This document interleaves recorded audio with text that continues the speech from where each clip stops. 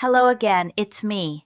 Thank you so much for coming back to spend a little bit of time with me and to join in on this conversation about something that I think touches every single one of us, whether we want to admit it or not.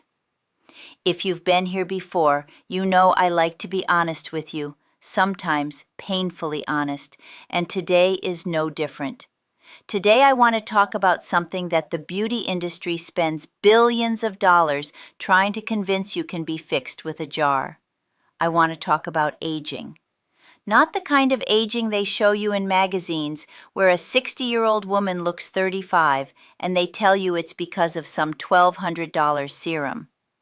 I want to talk about real aging, the kind that happens to you when you're not looking, the kind that writes itself across your face and your body and your spirit in ways no cream, no lotion, no procedure can ever touch. So come walk with me for a moment.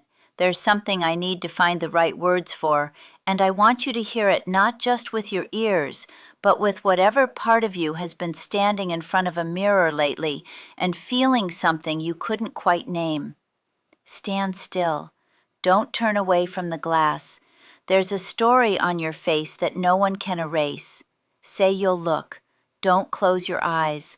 Let the years come. Let them speak. You and time. You don't have to be enemies. As we have often talked about here, life absolutely moves forward whether we are ready for it or not, doesn't it?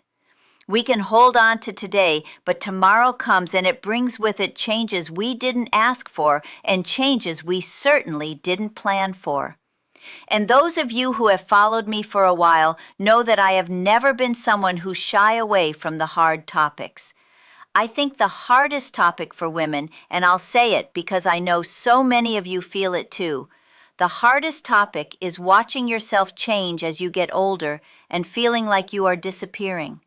Feeling like the version of you that the world noticed, that the world valued, is slipping away and being replaced by someone no one looks at anymore. I want to tell you a story about something that happened to me recently that opened my eyes in a way I wasn't prepared for. A few weeks ago, I was getting ready to go out. Nothing special, just lunch with a friend. And I was standing in front of my bathroom mirror and I was doing what I always do. I was putting on my moisturizer, my under-eye cream, the little dab of concealer I use for the spots that have appeared over the last few years. And as I leaned in close to the mirror, I saw something that stopped me. I saw my mother. Not in a comforting way, not in a nostalgic way. I saw my mother's face looking back at me from behind my own eyes, and I remembered standing in the doorway of her bathroom when I was in my 20s, watching her do this exact same thing, leaning into the mirror, patting cream under her eyes, pulling the skin near her temples just slightly, just enough to imagine what she used to look like. And I remembered thinking with the arrogance of youth, I'll never do that. I'll never be obsessed with my face like that. And there I was, doing exactly what she did. And the woman I was at 20, who judged her for it, that woman was gone. Now I know what a lot of you are probably thinking. You're thinking, well, there's nothing wrong with wanting to look nice. There's nothing wrong with taking care of your skin. And you're right, there isn't. But that's not what this is about. This is about what was underneath that moment in front of the mirror. What was underneath it was fear. Pure, quiet, relentless fear. The fear that I am becoming invisible. The fear that the things that made me feel like me, my energy, my appearance, the way I moved through the world with a certain confidence, are fading, and there is nothing in any bottle that can bring them back. And I stood there and I thought about all the money I have spent over the years, the creams, the serums, the treatments, the supplements that promise to restore elasticity and boost collagen and turn back the clock. And I thought about how none of them, not one single one, ever gave me what I was actually looking for. Because what I was actually looking for was not younger skin. What I was looking for was the feeling that I still mattered, that I was still seen, that I still had a place in this world that wasn't slowly being emptied out. And out of that moment, I thought perhaps there might be lessons for all of us to think about, because I know I am not the only woman standing in front of a mirror feeling this way. I know there are so many of you, whether you are in your 50s, your 60s, your 70s, your 80s, who are looking at yourselves and wondering where the time went and whether there is something you should be doing differently, something you should be buying, something you should be fixing. And I've thought of 3 lessons that I have had to learn and relearn and teach myself because honestly, nobody taught me this. Nobody prepares you for this part. The first lesson is this, and it hit me harder than I expected. Stop mourning the woman you were and start knowing the woman you are. Let her go. The girl in the photograph with the smooth skin and the restless eyes, let her go. She was beautiful. She was you. But she is not who you are now. Let her go. I think this is the hardest thing because we spend so much of our lives building an identity around how we look, around what we could do, around the energy we had, around the way people responded to us. And when that changes, not because we did something wrong, but simply because time did what time does, we feel like we've lost ourselves. But we haven't. We've just become someone we haven't met yet.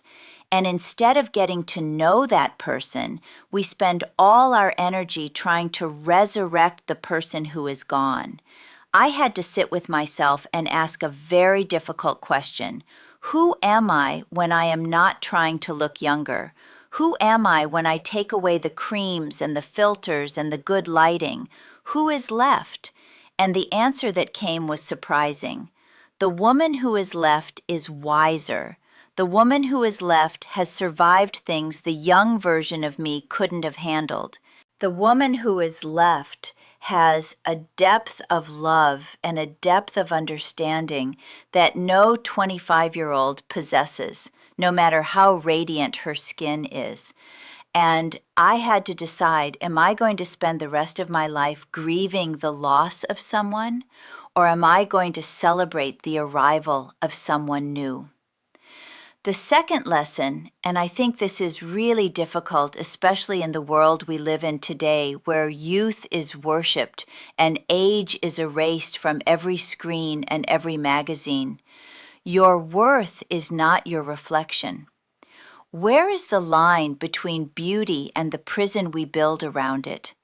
It's somewhere in the mirror I kept staring into, looking for someone who was already gone. But the truth, if I'm honest, is that I was never looking for my face. I was looking for proof that I existed, that I still counted, that the world still had a use for me. We really must remember that we are not our faces. We are not our bodies. We are not the number on the scale or the lines around our mouths or the way our hands have started to look like our grandmother's hands. Those things are the surface, and the surface is the least interesting thing about us. I know it doesn't feel that way when you're standing in front of the mirror. I know it doesn't feel that way when you see a photograph of yourself and you think, is that really what I look like now? But I want to tell you something that I have come to believe with every fiber of my being. The most beautiful women I have ever known, and I mean truly beautiful, the kind of beauty that makes you stop and stare, were not young. They were women in their 60s and 70s and 80s who had stopped trying to be something they weren't and had settled so deeply into who they were that their presence alone was magnetic. There is a radiance that comes from self-acceptance that no cream can replicate, no surgeon can create it, no filter can fake it. It comes from the inside and it shines outward, and it is the most powerful thing a woman can wear. And the irony, the cruel, beautiful irony, is that the moment you stop chasing youth is the moment you become more beautiful than you have ever been. The third thing, and this one has taken on a meaning for me that I never expected, age with intention, not by accident. Don't drift, don't shrink, don't disappear into the background of your own life. Move with purpose. You are not fading, you are focusing. The noise is falling away, and what is left is the real thing. Look at it. It's yours. Aging with intention means that you don't just let the years happen to you. You decide what you want this chapter to look like.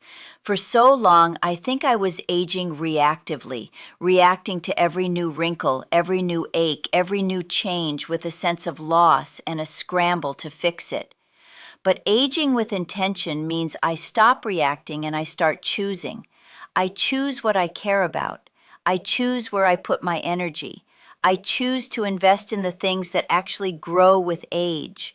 My relationships, my wisdom, my compassion, my faith, my ability to listen, my capacity to love deeply without needing anything in return. These are the things that no cream can give you, because these are the things that only time can build. And isn't that the greatest secret of all? That the very thing we fear, time, is also the only thing that can give us what we are actually looking for. Time gives us depth. Time gives us perspective. Time gives us the ability to forgive. Time gives us the capacity to sit with someone in pain and not look away because we have been in pain ourselves and we know. You cannot buy that in a jar. You cannot inject that into your skin. You can only earn it by living. These three things, accepting the woman I am now instead of chasing the woman I was. Remembering that my worth is something far deeper than my reflection, and choosing to age with intention rather than by default have changed the way I see myself in a way that I don't think will ever go back. And I want to be honest with you because I think that is the only way this is worth anything. I still have mornings where I look in the mirror and I don't like what I see. I still have moments where I catch a glimpse of myself in a window and I think, when did that happen? I still have days where the old fear creeps in, the fear of being invisible, of being forgotten, of becoming someone the world walks past without a second glance. I am not immune to any of it. I am a woman who has lived in this body for many decades, and I am still learning to be at peace with the fact that it is changing. But I will tell you what I have found. I have found that the peace I was looking for was never in a beauty aisle. It was never in a clinic. It was never in a magazine that told me I could look 20 years younger if I just bought the right product. The peace I was looking for was in acceptance, in the quiet, daily, sometimes difficult decision to look at myself with kindness instead of criticism, to look at my face and instead of cataloging everything that has changed, to say thank you. Thank you to this face for carrying me through every joy and every sorrow. Thank you to this body for waking up every morning and still carrying me through the day. Thank you to these hands that have held people I love and are starting to look like the hands that once held me. I think about where I was a few months ago, standing in front of that mirror, seeing my mother, feeling the fear. And I think about where I am now. I am not a different person physically. The lines are still there. The changes are still happening. But something inside me has shifted.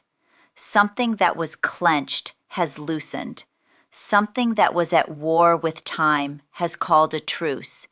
And in that truce, I have found something I never expected to find. I have found gratitude for the very thing I spent years fighting against. Because aging is not a punishment. Aging is a privilege denied to so many. And every line on my face is evidence that I am still here. Still breathing, still loving, still learning, still becoming. So if you are here today and you are standing in front of your own mirror and you are feeling that quiet fear, the fear that you are disappearing, that you matter less, that the best years are behind you, I want you to hear me. You are not disappearing. You are deepening.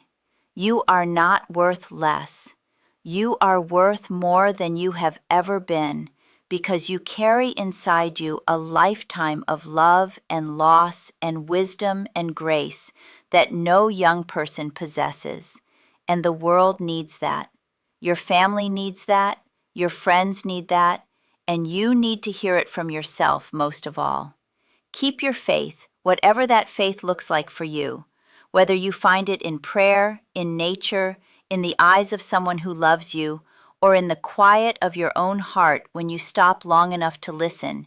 Keep it, because faith is what reminds you that you are part of something larger than a reflection, something eternal, something that does not wrinkle or fade or diminish with time. Do something wonderful for yourself today. Not something from a cosmetics counter, something real. Look at an old photograph and instead of mourning how young you were, marvel at how far you've come.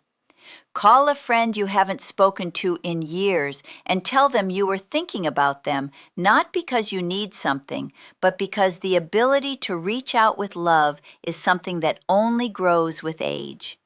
Or simply sit with yourself, without a mirror, without judgment, and feel the extraordinary privilege of being alive in this body, in this moment, at this age. Be kind to whoever crosses your path today, including yourself, especially yourself, because you have been at war with your own reflection for too long. You have been measuring yourself against a standard that was never real and never fair. You are not a before picture. You are not a project to be fixed. You are a whole, complete, beautiful woman who is living through one of the most profound chapters of her life, and you deserve to live it with your head up and your heart open. Let's all share this truth. Let's all take this journey together, not backward, not sideways, forward, into the full, unfiltered, unedited beauty of who we are right now. I will see you in my next video.